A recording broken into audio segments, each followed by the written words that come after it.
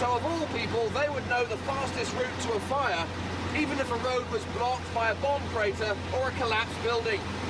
London's firefighting taxis are a wonderful example of British ingenuity and improvisation. During the Blitz, they helped save thousands of lives. A great stopgap that kept the fire service moving. Come on, gentlemen. Well, just about. As hard as you can, gentlemen. Until a new purpose-built fire truck started rolling off the production lines.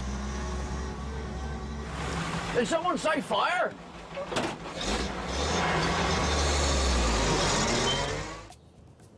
It may not look it, but this is the forerunner of the great British fire engine as we know it today.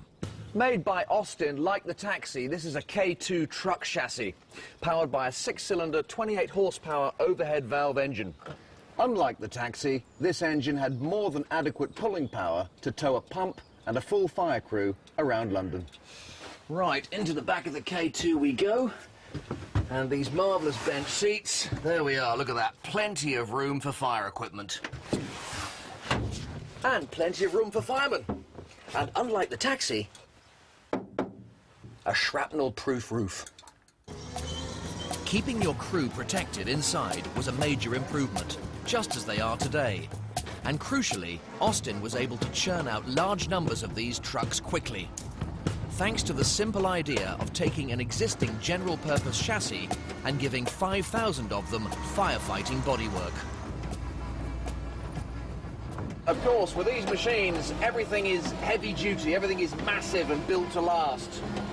And it's that familiar sound of the whine of the gearbox. There it is, the cogs turning, you can hear it all. Very, very distinctive, with the rustle of the 6-cylinder engine.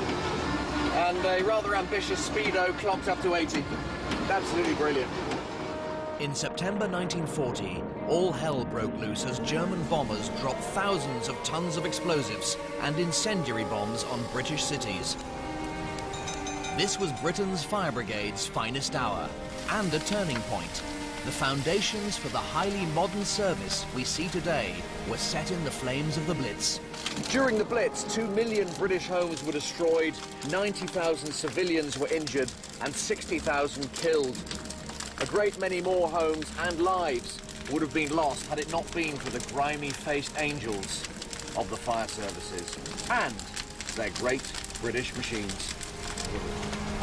Finally, in May 1941, when Hitler invaded Russia, the bombing stopped. The people of Britain were granted a reprieve and a chance to regroup. But U-boats were still blocking Atlantic supply lines and rationing was in full force. So while British men enlisted for the fight back, it was up to the 80,000 new recruits of the Women's Land Army to feed the nation. They would have to learn fast and work as effectively as possible, or Britain would starve. Thankfully, the land girls had a new best friend. A revolutionary farming machine that would prove easy to use and very efficient. The David Brown Vac 1. In the 1940s, these machines pioneered a new era for the tractor, which had always been very much a slow, lumbering workhorse. And the key to its success was David Brown's expertise with gears. The David Brown Company had been building precision gears since 1898 for everything from tanks to battleships. Now they wanted to start building their own machine, and they'd found an opportunity. No one, it seems, had ever asked the farmers what they wanted from a tractor.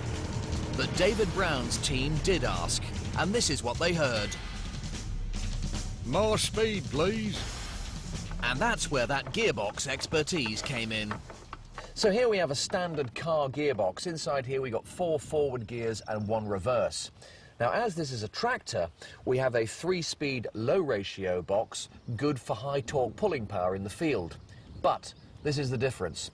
Once you get out onto the road, this shorter lever here, you can shift from low to high and double your speed. A brilliant innovation, and gearboxes like this with 2 ratio ranges are found in most modern tractors and 4x4s. It gave the VAC-1 a top speed of 20 miles an hour, over double the speed of its rivals, saving the land girls precious time getting to the fields before they even started work. So we are now ploughing, folks. And what I'm doing is I'm keeping the 2 offside wheels in the original furrow that I ploughed before. No broken nails so far. This is ploughing made easy. If I can handle it, so could the land girls. Great bit of fantastic old, purely solidly steel machinery shifting God's earth. Magnificent. Then at the end of a row, another great feature of this machine. I can lock up the rear brakes for a kind of tractor handbrake turn, and before you know it, I'm ploughing the next row. I have to say it's a fantastic feeling, shifting all this earth. Really good, earthy feeling. The all-new VAC-1 helped the land girls grow the food that fed the nation.